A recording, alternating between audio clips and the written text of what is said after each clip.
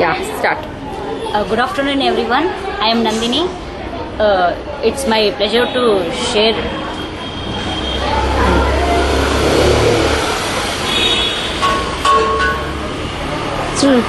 It's my pleasure to share regarding trekking. ನನಗೆ ಅನ್ನಿಸ್ತು trekking ಹೋದಾಗ ತುಂಬ ಖುಷಿ ಆಯಿತು. ಯಾಕಂದರೆ ಫಸ್ಟ್ ಟೈಮ್ ನಾವು ಹೋಗ್ತಾ ಇರೋದು ಟ್ರೆಕ್ಕಿಂಗು. ನನ್ನ ಲೈಫಲ್ಲಿ ನಾನು ಇಷ್ಟು ವರ್ಷ ಇಲ್ಲಿದ್ದೀನಿ, ನಾನು ಇದು ಫಸ್ಟ್ ಟೈಮ್ ಹೋಗ್ತಾ ಇರೋದು.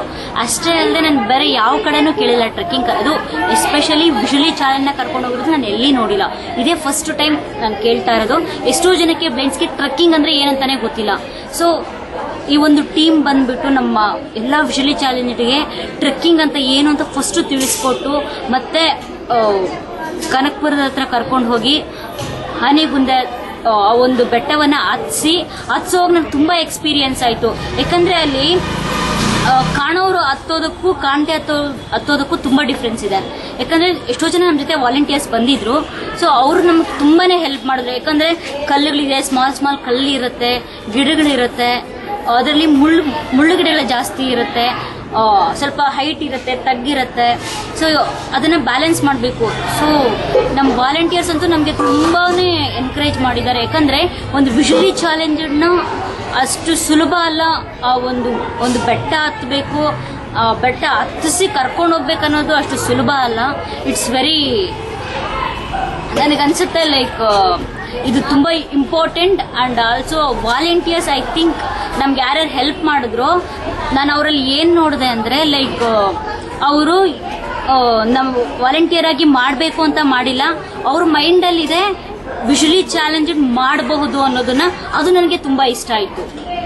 ಸೊ ನಮಗೆ ಪ್ರತಿಯೊಂದೂ ಒಂದು ಕಲ್ಲು ಬಂದರೂ ಕಲ್ಲಿದೆ, ಕೆಳಗೆ ಕಾಲಿಡಿ, ಸ್ವಲ್ಪ ಮೇಲೆ ಕಾಲಿಡಿ, ಗಿಡ ಇದೆ, ಪ್ರತಿಯೊಂದೂ ಹೇಳ್ಕೊಳೋದು. ಮತ್ತು ಟ್ರೆಕ್ ಮಾಡುವಾಗ ನಮಗೆ ಹೊಸ ಅನುಭವ. ಸ್ವಲ್ಪ ಟಯರ್ಡ್ ಆಯಿತು, ಕುತ್ಕೊಂಡ್ವಿ, ಮತ್ತು ಕುತ್ಕೊಂಡು ತುಂಬ ಎಂಜಾಯ್ ಮಾಡಿದ್ವಿ ಟ್ರೆಕ್ಕಿಂಗ್ ಟೈಮಲ್ಲಿ. ಮತ್ತು ತುಂಬ ಫನ್ ಆಗಿತ್ತು. ಮತ್ತು ಎಲ್ಲ ಅವರವರ ಎಕ್ಸ್ಪೀರಿಯನ್ಸ್ನ ಸಹ ಇಲ್ಲಿ ಬಂದಮೇಲೆ ಶೇರ್ ಮಾಡ್ಕೊತಾ ಇದ್ರು. ಅಷ್ಟೇ ಅಲ್ಲದೆ ಅಲ್ಲಿ ನಮ್ಗೆ ತುಂಬ ಜನನ ಭೇಟಿ ಆದ್ವಿ.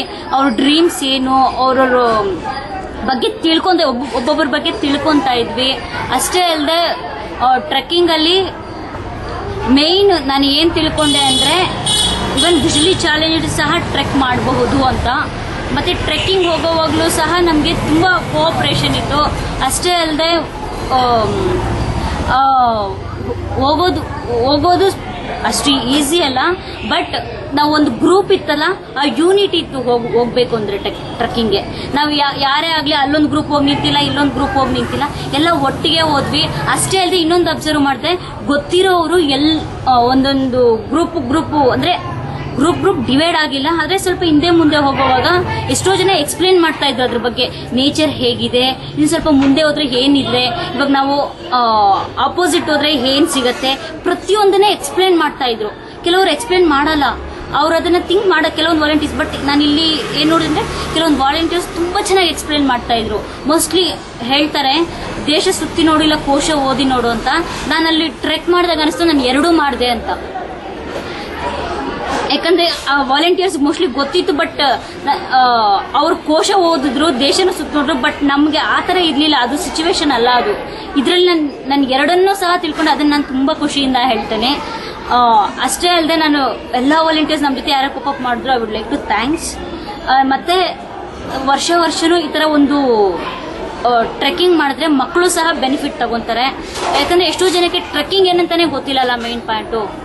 ಸೊ ಇದರಿಂದ ಅವರು ಬೆನಿಫಿಟ್ ತಗೊಂತಾರೆ. ಅಷ್ಟೇ ಅಲ್ಲದೆ ಇಲ್ಲಿ ನಮ್ಮ ಜೊತೆ ಯಾರ್ಯಾರು ವಾಲಂಟಿಯರ್ಸ್ ಬಂದಿದ್ರು ಅವ್ರಿಗೂ ಸಹ ಒಂದು ಎಕ್ಸ್ಪೀರಿಯನ್ಸ್, ವಿಜುಲಿ ಚಾಲೆಂಜರ್ ಜೊತೆ ಯಾವ ಥರ ವರ್ಕ್ ಮಾಡಬೇಕು, ಯಾವ ಥರ ಗೈಡ್ ಮಾಡಬೇಕು ಅನ್ನೋದು ಸಹ ಅವ್ರಿಗೊಂದು ಎಕ್ಸ್ಪೀರಿಯನ್ಸ್ ಆಗುತ್ತೆ. ಮತ್ತು ನಮಗೂ ಒಂದು ಎಕ್ಸ್ಪೀರಿಯನ್ಸು, ನಾವು ನಮ್ಮ ಜೊತೆ ನಮ್ಮನ್ನು ಗೈಡ್ ಮಾಡೋರಿಗೆ ಯಾವ ಥರ ಇನ್ಸ್ಟ್ರಕ್ಷನ್ ಕೊಡಬೇಕು, ಯಾವ ಥರ ಹೇಳಬೇಕು ಅನ್ನೋದು ಸಹ ನಮಗೂ ಸಹ ಅದೊಂದು ಪ್ರಾಕ್ಟೀಸ್ ಆಗುತ್ತೆ.